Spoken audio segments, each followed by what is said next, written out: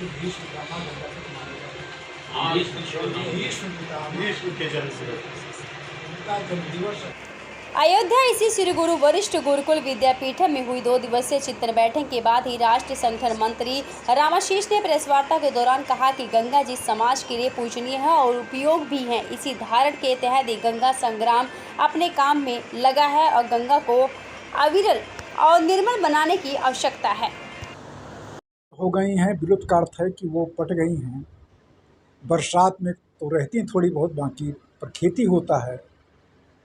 उन नदियों का सीमांकन हम कराने का प्रयास करेंगे, उनको गहरा कराने का प्रयास जगह जगह हो रहा है। नमामि गंगे भी सरकार की, जो केंद्र सरकार की योजना है, वो भी इस ओर प्रयत्नशील है। तो उनको गहरा कराएंगे, उनके किनारे वृक्षारोपण करेंगे तो नदियाँ फिर से वो जीवित हो जाएंगी।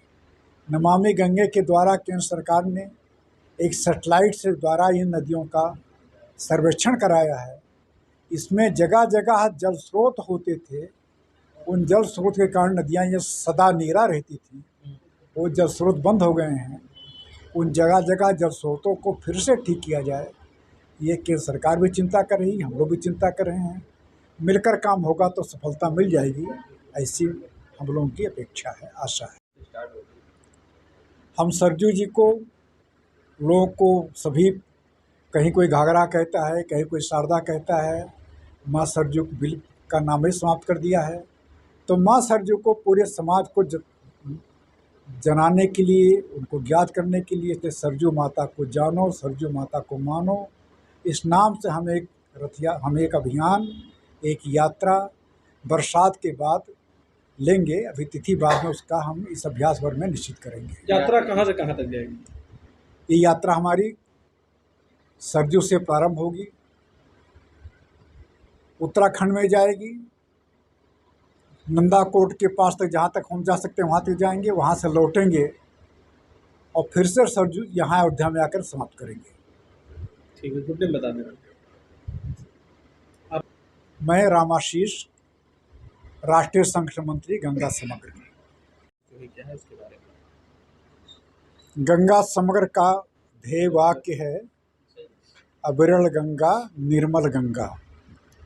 गंगा जी अर्थात गंगा जी नदी, सभी नदियाँ और सभी तालाब और झील, इनको हम एक शब्द बोल सकते हैं, जल तीर्थ। ये जल तीर्थ स्वच्छ हों और बने रहें, इसके लिए हम लोग अनेक प्रकार के कार्यक्रम का विचार किए हैं। उसमें वृक्षारोपण है, उसमें नदियों की सीमांकन करना है, नदियों गहराई बढ़ाना है, तालाबों को ठीक करना है, ऐसे अनेक प्रकार के कार्यक्रम का हम विचार किए हैं। इसको और विस्तृत स्वरूप देने के लिए आगामी 20 अगस्त से 23 अगस्त तक यहाँ पर एक बड़ा प्रशिक्षण कार्यक्रम भी हम आयोजित करेंगे, उसके बारे में भी विचार किया गया है। ये कार्यक्रम कहाँ पर होगा? यह जो प्रशिक्षण कार्यक्रम है, ये जानकी महल ट्रस्ट में आयोजित होगा।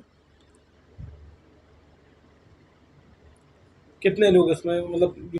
यह है 7 प्रदेशों से लगभग 300 कार्यकर्ता यहाँ पर 3 दिन के लिए प्रशिक्षण के लिए आएंगे।